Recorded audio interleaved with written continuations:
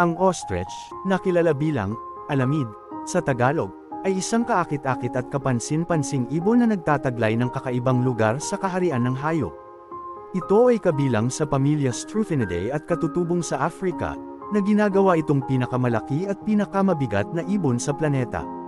Sa kabila ng kahangahangang laki nito, ang ostrich ay hindi lumilipad, umaasa sa matitibay nitong mga binti at kakayahan sa pagtakbo upang mag-navigate sa kapaligiran nito.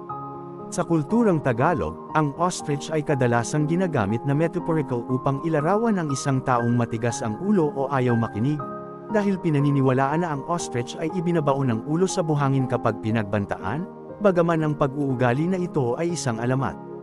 Ang kaisipang ito ng kamangmangan ay hindi lamang bahagi ng kulturang Tagalog kundi tumagos din sa iba't ibang kultura sa buong mundo.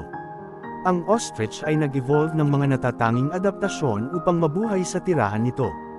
Ang mahahabang binti nito, partikular ang malalakas na hita, at dalawang paa na paa ay nagbibigay daan dito na maabot ang bilis na hanggang 45 milya bawat oras, 72 kilometro bawat oras, kapag tumatakbo. Ang mga binting ito ay nagsisilbing makapangyarihang sandata, na nagbibigay daan sa ostrich na makapaghatid ng malalakas na sipa na maaaring makatakas sa mga mandaragit. Ang isa sa mga pinakanatatanging katangian ng ostrich ay ang malaki at makapangyarihang mga mata nito.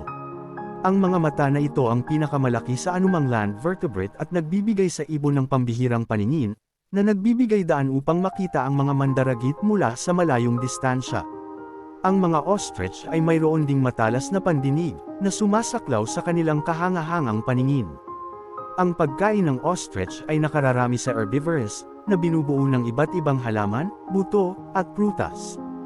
Gayunpaman, kilala rin itong kumonsumo ng mga insekto at maliliit na hayop paminsan-minsan.